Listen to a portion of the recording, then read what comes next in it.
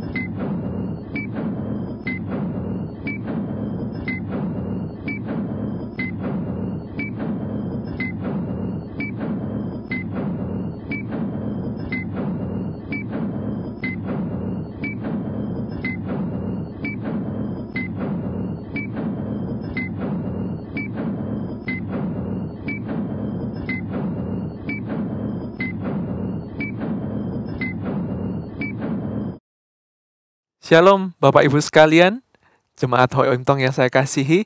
Selamat datang di kebaktian doa pada hari ini. Mari saya mengundang sebelum kita memasuki kebaktian doa bersama, kita menundukkan hati kita di hadapan Tuhan untuk bersaat teduh. Mari kita bersaat teduh.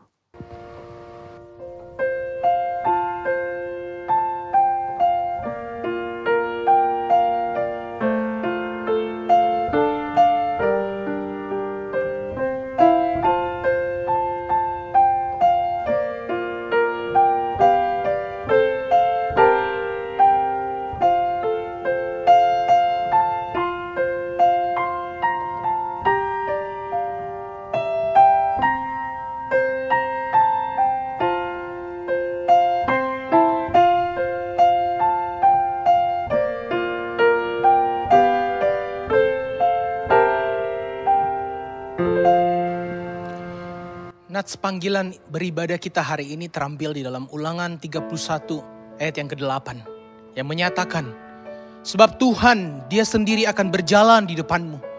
Dia sendiri akan menyertai engkau. Dia tidak akan membiarkan engkau dan tidak akan meninggalkan engkau. Janganlah takut dan janganlah patah hati.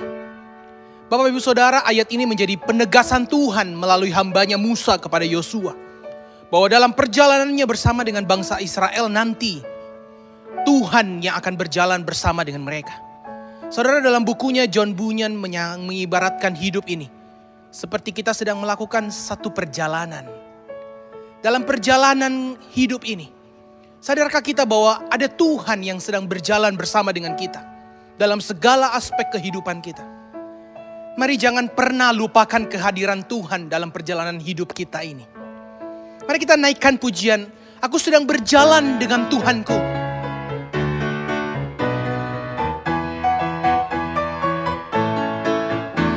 Aku sedang berjalan dengan Tuhanku, sinar sorga penuh di hatiku. Aku bergandeng tangan dengan Tuhanku, menuju sorga mulia dan kekal. Jalan berpadu, hati bersatu, suka sorga penuh di hatiku. Aku sedang berjalan dengan Tuhanku, mulia sorga penuh di hatiku. Aku sedang berjalan denganmu Tuhan. Aku sedang berjalan dengan Tuhanku, sinar sorga penuh di hatiku. Aku bergandeng tangan dengan Tuhanku, menuju sorga mulia dan kekal.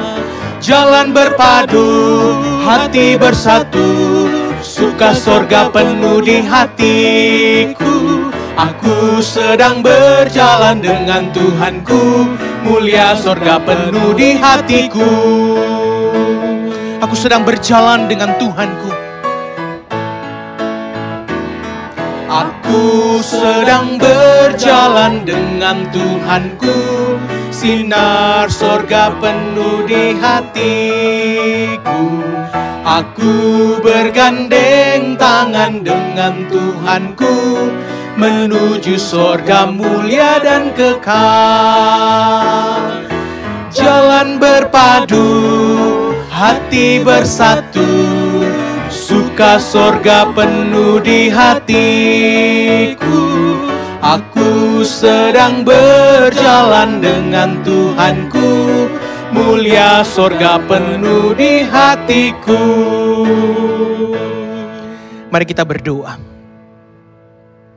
Kami bersyukur Tuhan di dalam perjalanan kami menjalani hari-hari kami. Kami tahu dengan jelas satu hal, kami tidak jalan sendiri. Tuhan tidak janji kami akan hidup baik-baik saja. Tuhan tidak janji hidup kami akan mulus-mulus saja. Namun Tuhan janji satu hal, bahwa kami dalam menjalani hidup kami tidak pernah sendiri berjalan.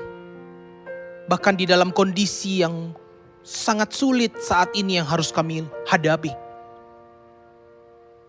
Ketika kami melihat mungkin tidak ada lagi harapan. Ketika kami melihat mungkin tidak ada lagi yang bisa kami perbuat, Bapa terus ingatkan kami bahwa ada Tuhan di dalam hidup kami. Bersama dengan Tuhan kami akan berjalan. Bersama dengan Tuhan kami akan melalui musim-musim kehidupan kami. Tuhan berikan kami terus iman itu. Tuhan tumbuhkan iman itu di dalam hati kami. Sehingga kami hidup dengan iman yang Tuhan berikan. Kami hidup memandang kepada Tuhan dengan iman kami. Tuhan berkati jemaat-Mu saat ini. Ketika mereka sedang mengalami keputusasaan. Ketika mereka sudah mulai mengalami kehilangan pengharapan. Bapa, Engkau lawat setiap kami. Terutama ketika kami datang beribadah pada hari ini. Bapa, kami rindu sekali lagi. Sekali lagi kami rindu Tuhan. Tuhan menguatkan kami. Tuhan memberikan kami damai itu. Tuhan memberikan kami kekuatan untuk terus berjalan. Kami butuhkan Engkau Tuhan. Kami butuhkan lawatan-Mu Tuhan. Bekerjalah seleluasa mungkin di dalam segala rongga-rongga hati kami saat ini. Berkati ibadah kami pada hari ini Tuhan. Hanya di dalam nama Tuhan Yesus Kristus kami sudah berdoa. Amin. Bapak Ibu Saudara, ada sebuah pujian yang menyatakan kepada kita. Kehidupan orang Kristen dengan imannya akan berjalan. Akan terus berjalan di dalam imannya kepada Tuhan. Saudara, demikianlah hidup kita bukan? Terutama ketika kita melihat kondisi yang tidak menentu saat ini. Mari kita berjalan dengan iman kita. Dan iman itu akan menghantarkan kita untuk melihat bagaimana tangan Tuhan menyertai setiap kita. Mari kita naikkan pujian ini. By faith.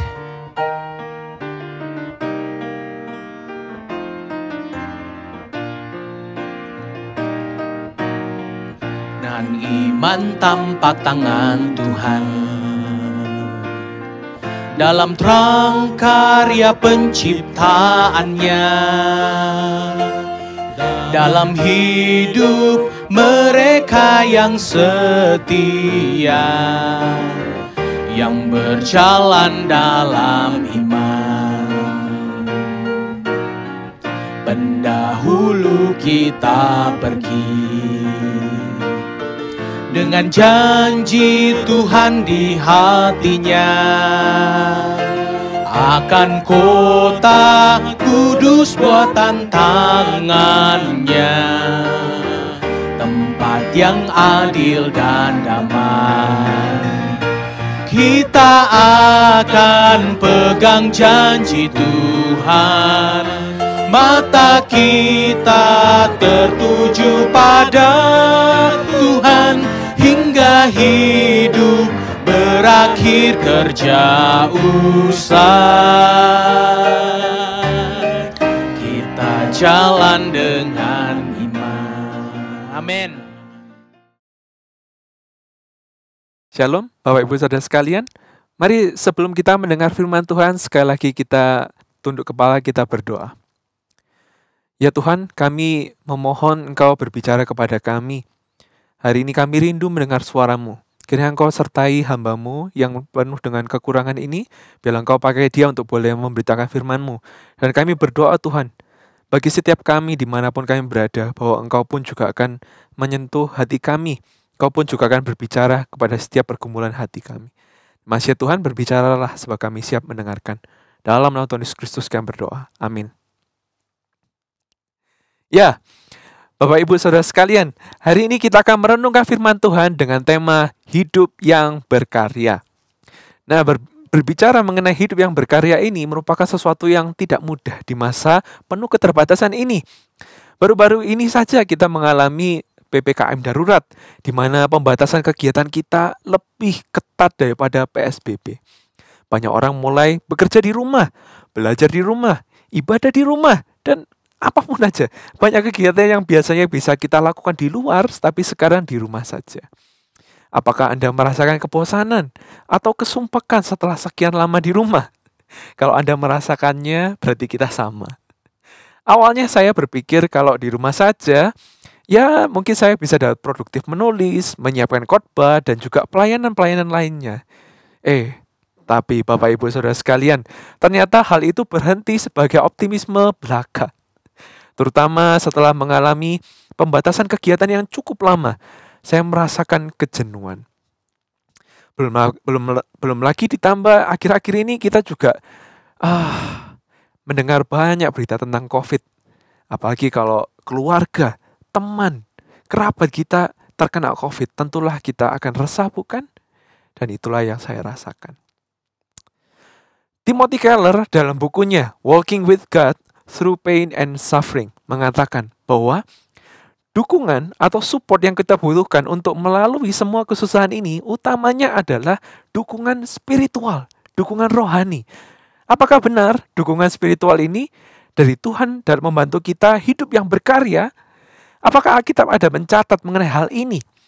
Setelah saya membaca Alkitab, setelah saya menelitinya, saya bisa berkata dengan yakin, ada Bapak Ibu. Ada.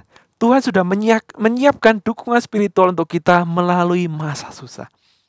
Mari Bapak Ibu, kita menelaah Alkitab yang akan memberikan kita dukungan agar hidup berkarya meski dalam keterbatasan. Saya undang Bapak Ibu untuk di rumah ataupun dimanapun untuk membuka Alkitab bersama-sama dengan saya di Roma 12 ayat 1-8. Saya akan bacakan buat kita sekalian. Karena itu saudara-saudara, demi kemurahan Allah aku menasihatkan kamu supaya kamu mempersembahkan tubuhmu sebagai persembahan yang hidup, yang kudus, dan yang berkenan kepada Allah. Itu adalah ibadahmu yang sejati.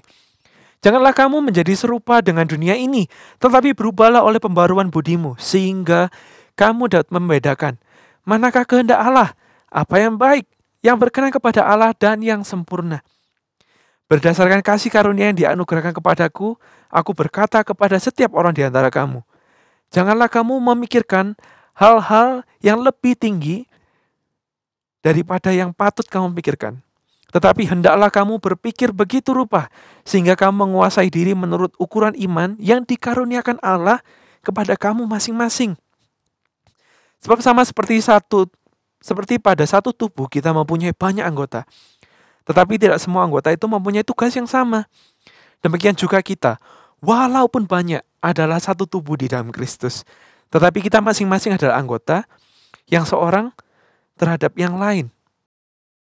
Demikianlah kita mempunyai karunia yang berlain-lainan menurut kasih karunia yang dianugerahkan kepada kita. Jika karunia itu adalah untuk bernubuat, baiklah kita melakukannya sesuai dengan iman kita. Jika karunia untuk melayani, baiklah kita melayani. Jika karunia untuk mengajar, baiklah kita mengajar. Jika karunia untuk menasihati, baiklah kita menasihati. Siapa yang membagi-bagikan sesuatu, hendaklah ia melakukannya dengan hati yang ikhlas. Siapa yang memberi pimpinan, hendaklah ia melakukannya dengan rajin. Siapa yang menunjukkan kemurahan, hendaklah ia melakukannya dengan sukacita. Demikian jauh pembacaan firman Tuhan. Ya Bapak Ibu, dari yang kita baca tadi, apa yang Alkitab katakan tentang kehidupan yang berkarya? Yang pertama-tama, yang kita harus tahu dan kita pegang terlebih dahulu adalah apa? Bahwa kita, orang Kristen, kita hidup berkarya sebagai respon terhadap anugerah Allah. Kita orang Kristen, hidup berkarya sebagai respon anugerah. Rasul Paulus dengan jelas menuliskannya di ayat pertama dan kedua. Kalau Bapak Ibu setia mengikuti kebaktian doa, maka tentunya melihat bahwa sepanjang pembahasan dari pasal 1-11 kitab Roma berisikan penjelasan teologis tentang iman Kristen. Namun tepat di pasal 12 hingga pasal 15, Paulus menuliskan tentang cara hidup orang Kristen. Bagaimana kehidupan orang Kristen itu sebenarnya terkait erat dengan teologi kita. Dan inilah teologi yang baik dan sehat. Tidak hanya berhenti di pengetahuan, tetapi bermanifestasi dalam kehidupan. Ayat 1 mengatakan, karena itu, saudara-saudara, Paulus menuliskan ini karena dia mengatakan karena itu merupakan kata sambung antara penjelasan tentang kehidupan dengan segala penjelasan teologis di pasal 1 ayat 11. Bagaimana kita harus hidup dengan segala teologi yang kita pahami. Dan disinilah Rasul Paulus dengan luar biasa memberikan kesimpulan, memberikan paradigma kehidupan orang Kristen melalui 2 ayat saja. Paulus mengatakan seperti ini. Kehidupan orang Kristen yang sudah mengetahui tentang segala teologi, bahwa Allah itu adil, bahwa karena kasih karunia kita diselamatkan oleh iman. Seharusnya hidupnya adalah mempersembahkan hidup sebagai persembahan yang hidup kepada Tuhan. Mempersembahkan tubuh sebagai persembahan yang hidup kepada Tuhan. Maksudnya apa Bapak Ibu? Ketika Paulus menuliskan mempersembahkan tubuh, dia itu memakai gambaran seperti orang Israel membawa kurban untuk disembelih di hadapan Allah. Kurbannya mati. Tetapi ketika ia mengatakan di sini, persembahkanlah tubuhmu sebagai persembahan yang hidup. Ia itu berkata seperti ini, bahwa yang dikehendaki Allah itu bukan hanya tubuhmu. Bukan hanya ketika engkau bekerja, bukan hanya ketika engkau di gereja saja, tetapi seluruh hidupmu itu harus dipersembahkan kepada Allah. Baik engkau makan atau minum, bangun atau berdiri, berlibur atau bekerja, di luar atau di dalam rumah, semuanya persembahkan kepada Allah. Itulah ibadah kita yang sejati. Dan dalam bahasa Yunani, ibadah yang sejati ini menggunakan kata logikos atau rasional. Yang artinya Paulus itu mau seperti ini. Ketika melihat anugerah Allah yang begitu besar, hanya adalah sesuatu yang logis ketika kita mempersembahkan hidup kita seluruhnya kepada Tuhan. Itu sesuatu yang wajar melihat betapa besar anugerah yang Tuhan berikan. Dan tidak berhenti di situ. Paulus mengatakan lagi bahwa ketika mempersembahkan hidup dalam kehidupan berarti kita juga apa? Dengan sadar kita menjaga agar tidak serupa dengan dunia. Nah, di dalam ayat kedua ini Paulus mau mengatakan bahwa semua orang bisa hidup berkarya di dunia ini. Tetapi orang Kristen, orang yang sudah mengerti, menerima anugerah Allah ini, kita hidup berkarya berbeda dengan dunia. Di sini Paulus menggunakan 2 kata yang berbeda untuk mengkontraskannya. Untuk dunia yang mengatakan kata serupa atau bahasa Inggrisnya conform. Dan ketika ia meminta orang Kristen berubah, ia menggunakan kata transform. Maksudnya apa? Maksudnya seperti ini Bapak Ibu. Ketika kita tidak merespon karya anugerah Allah, maka kita akan dengan mudah, kita akan conform, serupa dengan dunia ini. Yang intinya kita hidup berkarya, kita bisa berkarya, tetapi karya kita itu akhir-akhirnya berbicara kepada siapa? Tentang diri kita. Jadi kita bisa lihat, hidup yang serupa dengan dunia, karyanya bagi diri sendiri. Hidup berkarya bagi saya. Tetapi orang Kristen yang hidupnya dipersembahkan kepada Allah, yang pikirannya dirubah oleh anugerah Allah itu, maka kata yang digunakan ini adalah transform atau metamorpho, yang berarti adalah perubahannya itu dari dalam keluar. Jadi Tuhan mengerjakan dari dalam, hati kita dikerjakan oleh anugerahnya Tuhan. Sehingga hidup kita pun akan merespon dengan karya bagi Allah. Jadi kita lihat ya, ada 2 karya di sini. Satu karya yang serupa dengan dunia, karya untuk saya. Dan satunya, karya yang berubah oleh anugerah Allah, karya bagi Allah. Sehingga kita bisa lihat, kalau saudaraku, kita merespon dunia terus, kita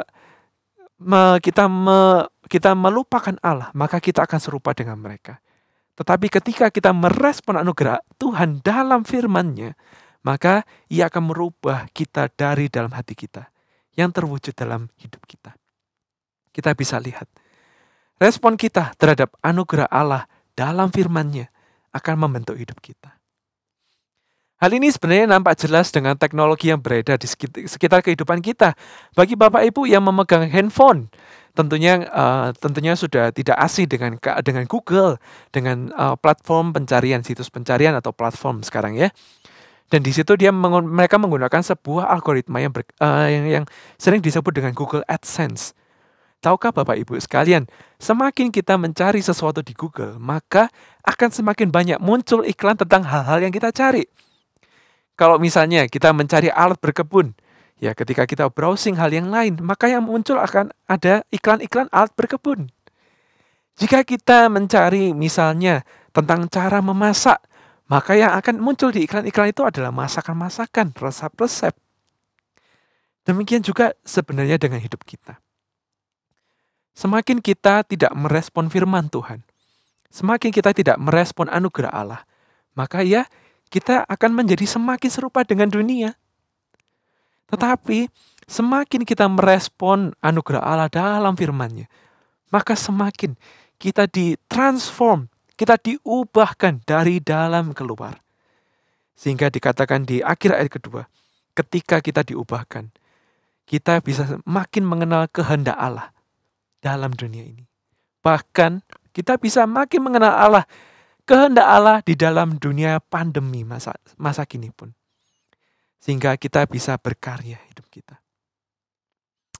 Respon kita terhadap anugerah Allah dalam firman-Nya akan membentuk hidup kita. Sehingga saudaraku, dalam kehidupan yang penuh keterbatasan ini, janganlah tinggalkan persekutuan. Saya tahu dengan segala kebosanan, mungkin Anda sudah lelah dengan Zoom, bertemu secara virtual, ada kerinduan dalam hati untuk ketemu tatap muka langsung.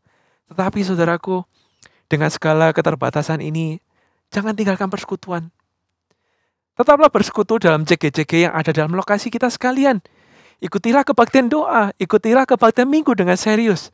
Karena disitulah anugerah Allah dalam firman-Nya diberitakan.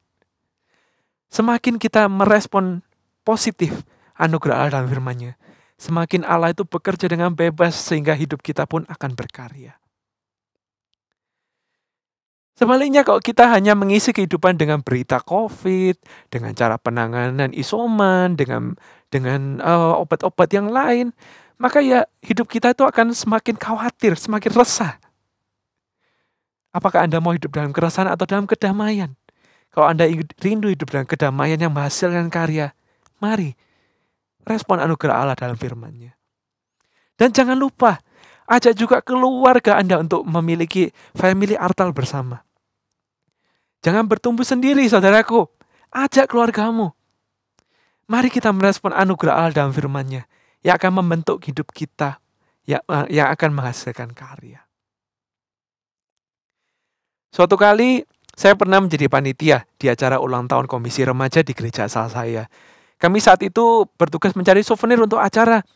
Saya pergi dengan beberapa rekan, ada yang perempuan, untuk mencari souvenir di toko grosir di Surabaya. Dengan impulsifnya, saya membuat deal dengan sebuah toko tanpa berunding dengan rekan-rekan saya. Terutama dengan rekan perempuan yang lebih mengerti tentang hal itu. Saya impulsif waktu itu, saya akui saya salah. Hasilnya apa? Ya saya malu sih mengatakannya, tetapi hasilnya souvenir remaja, tetapi sebenarnya lebih mirip dengan souvenir pernikahan. Malu, saya akui saya salah. Tapi kesalahan saya ini menunjukkan suatu hal juga, bahwa kehidupan yang berkarya itu juga harus sesuai dengan karunia kita.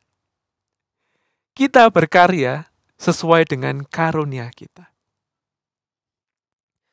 Rasul Paulus setelah mengatakan, "Hai saudaraku, mari kita berkarya karena kita sudah mendapat anugerah yang begitu besar."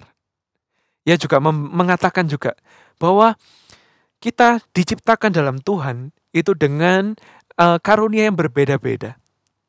Di ayat 3 Paulus mengatakan bahwa janganlah kita memikirkan hal yang lebih tinggi dari yang patut kita pikirkan. Maksudnya apa? Maksudnya adalah baiklah kita melihat diri kita sesuai dengan karunia yang Tuhan sudah beri. Jangan kita melihat diri kita lebih tinggi dari karunia yang Tuhan sudah beri. Itu namanya sombong. Dan jangan juga melihat diri kita lebih rendah dari karunia yang Tuhan sudah beri. Itu namanya minder. Marilah kita dengan rendah hati dan jujur melihat diri kita apa adanya, seperti yang dikaruniakan Tuhan. Dan setelah kita masuk di dalam Tuhan, kita masuk di dalam satu tubuh Kristus, di mana setiap anggota di dalamnya punya karunia masing-masing. Dan tidak ada satu karunia yang lebih tinggi daripada yang lain. Karena itu, mari hari ini saya akan ajak kita kenali list karunia atau daftar karunia yang Tuhan berikan seperti ditulis di ayat 6-8. Saya akan bacakan dalam terjemahan bahasa Indonesia masa kini supaya kita bisa mengertinya dengan lebih mudah. Saya bacakan dari ayat 6-8. Roma 12 ayat 6-8. Terjemahan bahasa Indonesia masa kini. Kita masing-masing mempunyai karunia-karunia pelayanan yang berlainan. Karunia-karunia itu diberikan oleh Allah kepada kita menurut rahmat-Nya. Sebab itu, kita harus memakai karunia-karunia itu. Orang yang mempunyai karunia untuk mengabarkan berita dari Allah, harus mengabarkan berita dari Allah itu menurut kemampuan yang ada padanya. Orang yang mempunyai karunia untuk menolong orang lain, harus sungguh-sungguh menolong orang lain. Orang yang mempunyai karunia untuk mengajar, harus sungguh-sungguh mengajar. Orang yang mempunyai karunia untuk memberi semangat kepada orang lain, harus sungguh-sungguh memberi semangat kepada orang lain. Orang yang mempunyai karunia untuk memberikan kepada orang lain apa yang dipunyainya, harus melakukan itu dengan murah hati secara wajar. Orang yang punya karunia buat memimpin, harus sungguh-sungguh memimpin. Orang yang mempunyai karunia untuk menunjukkan belas kasihan kepada orang lain, harus melakukannya dengan senang hati. Setiap orang Kristen memiliki karunia masing-masing. Marilah kita berkarya sesuai dengan karunia yang Tuhan sudah beri. Ada cerita di Jakarta ketika awal-awal COVID, lebih tepatnya pada bulan Maret 2020. Fenomena pada waktu itu orang pada panic buying. Semua orang takut akan lockdown COVID sehingga mereka menyerbu toko sembako dan mereka menghabiskan semua stoknya. Mereka rela bayar lebih mahal untuk dapat semuanya. Tapi ada seorang taji-taji AI yang bernama Susana Indriani. Dia adalah pedagang di Teluk Gong. Tokonya namanya Toko Erwin. Tetapi dia memiliki stance yang berbeda dengan pedagang pada waktu itu. Kalau yang lainnya biasanya mereka akan ambil oportunis, kesempatan cuan besar. Tetapi tidak dengan Ibu Susana Indriani ini. Dia malah menolak orang yang menawarkan untuk memborong dengan harga yang luar biasa. Dia mengatakan, belanjalah yang apa adanya. Belanjalah yang apa adanya, ingat yang lain. Seorang ibu rumah tangga mungkin, atau seorang penjaga toko, pemilik toko, memang nggak bisa berperan aktif dalam kebijaksanaan COVID di pemerintah. Tetapi ia melakukan perannya dengan apa? Dengan menjaga suplai toko di sembako itu tersalurkan kepada orang-orang lain. Setiap kita memiliki peran masing-masing. Mari kita berkarya sesuai dengan karunia yang Tuhan beri. Sehingga saudaraku, mari saya undang kita hari ini ambil waktu setelah kebaktian doa ini. Mari lihat dengan jujur di hadapan Tuhan. Karunia apa yang Tuhan sudah beri? Apakah memberi semangat? Apakah memimpin? Apakah mengajar? Mari kita akui di hadapan Tuhan dan kita lakukan dengan sungguh-sungguh. Tapi terutama ingatlah bahwa di masa COVID ini kita juga harus memperhatikan protokol kesehatan. Kalau Anda mengajar, ya pakailah media seperti Zoom atau media virtual lainnya. Kalau Anda memperhatikan, tidak harus datang langsung kepada orang yang terkena COVID. Anda bisa pakai handphone, Anda bisa menelpon. Setiap kita memiliki peran masing-masing. Mari kita melakukannya sesuai, mari kita hidup berkarya sesuai dengan karunia yang Tuhan beri. Dan saudaraku, apabila sampai pada titik ini pun Anda masih merasa, aduh Pak, saya itu susah banget untuk ini. Saya kok tetap merasa tidak ada tenaga ya. Disinilah saya akan kabarkan kabar baik buat kita semua. Tuhan Yesus dari sejak dia di dunia, ia sudah tahu akan hal itu. Karena itu ia mengatakan di Yohanes 15 ayat 4-5. Saya akan bacakan buat kita sekalian. Tuhan Yesus berkata apa? Tinggallah di dalam aku dan aku di dalam kamu. Sama seperti ranting tidak dapat berbuah dari dirinya sendiri kalau ia tidak tinggal pada pokok anggur. Demikian juga kamu tidak berbuah jikalau kamu tidak tinggal di dalam aku. Akulah pokok anggur dan kamulah ranting-rantingnya. Barang siapa tinggal di dalam aku dan aku di dalam dia, ia berbuah banyak. Sebab di luar aku kamu tidak dapat berbuat apa-apa. Bapak Ibu Saudara sekalian, saudara-saudariku, hari ini Tuhan mengundang kita untuk berkarya, bukan dari kekuatan kita, tetapi justru karena kita sudah di dalam Tuhan. Marilah kita melekat kepada Tuhan apapun kondisinya. Karena hanya di dalam Tuhan saja kita dapat berkarya, berbuah banyak. Mari kita berkarya bukan untuk cari nama, tetapi sebagai respon anugerah sesuai dengan karunia yang diberikan Allah. Mari kita berkarya bukan untuk cari nama, tetapi sebagai respon atas anugerah Allah sesuai dengan karunia yang diberikannya kepada kita. Mari saya akan mendoakan buat kita sekalian. Ya Tuhan, firman-Mu sudah selesai diberitakan. Dan hamba berdoa Tuhan, kiranya Allah Roh Kudus yang setelah ini boleh memeteraikan firman ini dalam setiap hati Bapak Ibu Saudara, hamba-hamba-Mu yang mendengarkan pemberitaan firman Tuhan ini. Biarlah Roh Kudus memeteraikannya, dan biarlah melalui firman ini Engkau boleh bekerja di dalam hati mereka, sehingga menghasilkan kehidupan yang berkarya sesuai dengan karunia yang Tuhan sudah berikan. Hamba serahkan untuk semua jemaat yang melihat tayangan hari ini, yang beribadah bersama hari ini ke dalam tangan pengasihan Tuhan. Dalam nama Tuhan Yesus Kristus kami berdoa. Amin.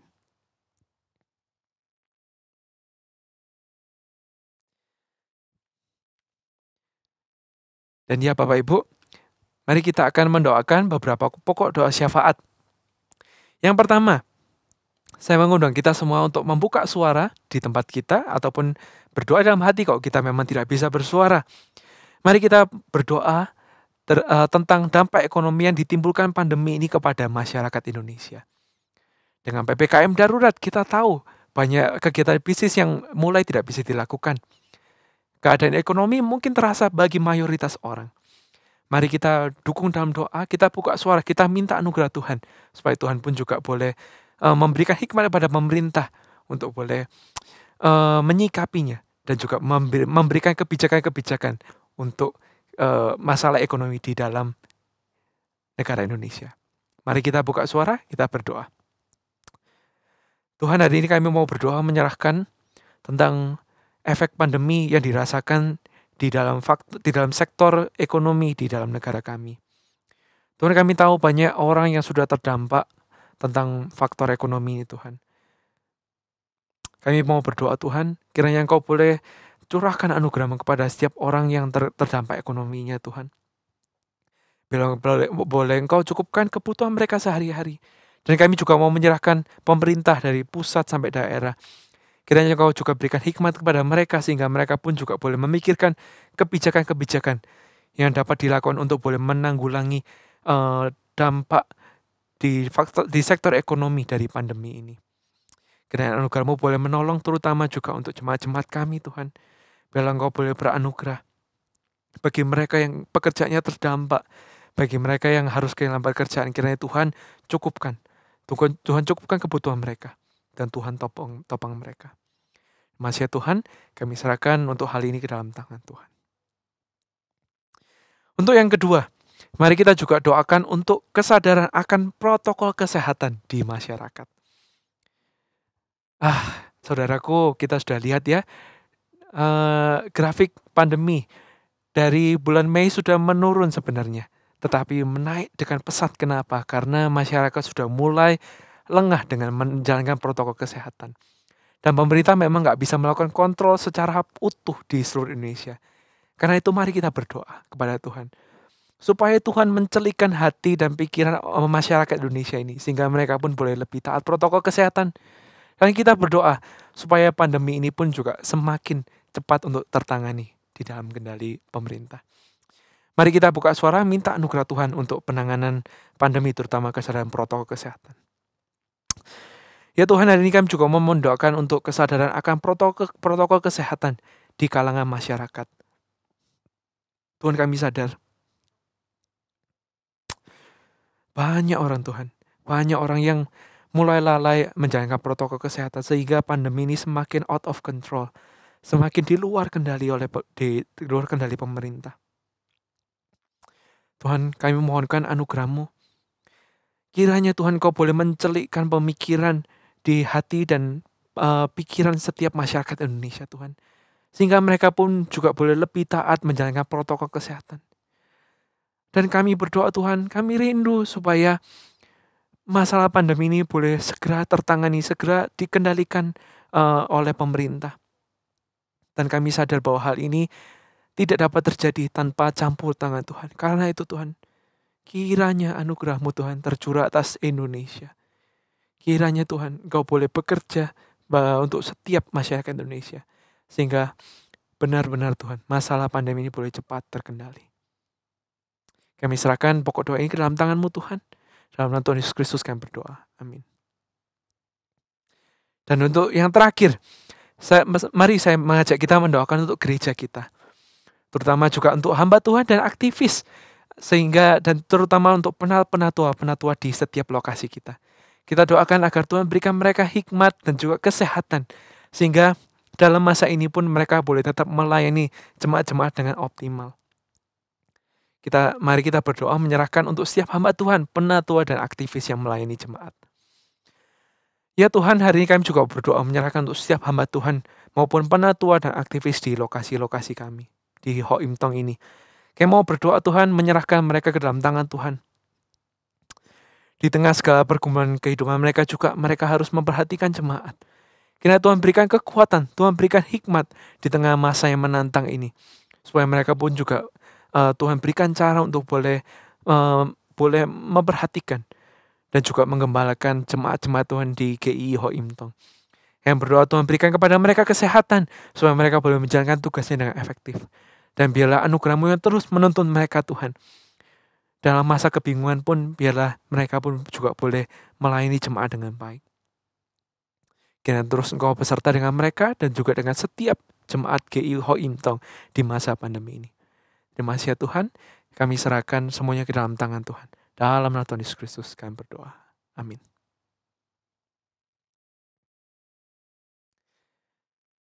Dan mari Bapak Ibu Saudara sekalian, kita sudah berada di akhir kebaktian doa kita. Mari saya undang kita semua bangkit berdiri, dan mari kita memintakan doa berkat dari Tuhan. Ya Tuhan, di akhir kebaktian doa ini, kami mohonkan berkat Tuhan untuk kami. Kiranya kasih setia dari Allah Bapa. Kiranya kasih dari Tuhan Yesus Kristus.